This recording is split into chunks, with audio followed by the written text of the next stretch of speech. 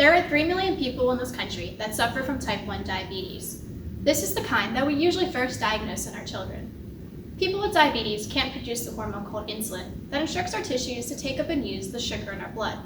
Without insulin, our blood sugar can go really high, causing damage to our organs, hospitalization, and even death.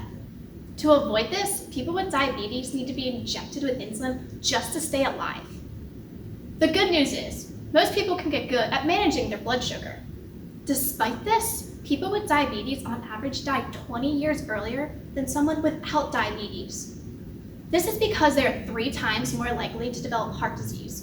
But we don't know why. Well, we all know exercise is great for our heart health, but research has found that people with diabetes have a lower capacity for exercise, and my laboratory is interested in the role the muscles play in this. When we exercise, we work our muscles, and our muscles need a lot of energy to contract, much like a car needs an engine to move. The engine in the muscle is called the mitochondria, and like a car engine needs gas and oil, the mitochondria needs sugar and oxygen to produce energy.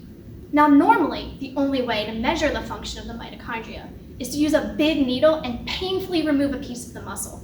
Luckily, we have a way to measure the function of the mitochondria without doing this, and the leg shown on the screen is exactly how I do it every day.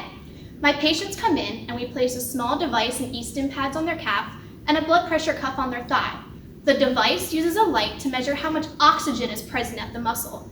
Then we turn on the e-stim pads to make the muscle contract as if it was exercising. Then we pump up the blood pressure cuff to block the blood flow and measure how quickly the muscle consumes oxygen to replace that used energy. This lets us measure how quickly the mitochondria produces energy in real time.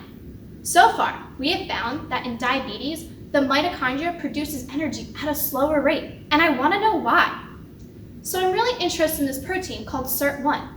This protein is found throughout the body, and it helps reduce stress in the mitochondria. We have found that people with diabetes have lower levels of Sirtuin, and I think this is why their muscles are producing energy at a slower rate. So I want to try to increase Sirtuin in my patients. And now maybe you've heard that red wine's good for your heart health. Well, this is because it contains a compound called resveratrol. Resveratrol is found in many different food sources, and it happens to directly increase Sirtuin. So I use a resveratrol supplement to increase Sirtuin in my patients and then re-measure their muscle health. So far in my project, I have found that greater Sirtuin levels is related to greater muscle health. And I believe as I increase Sirtuin in my patients, I'll see an improvement in their muscle health too.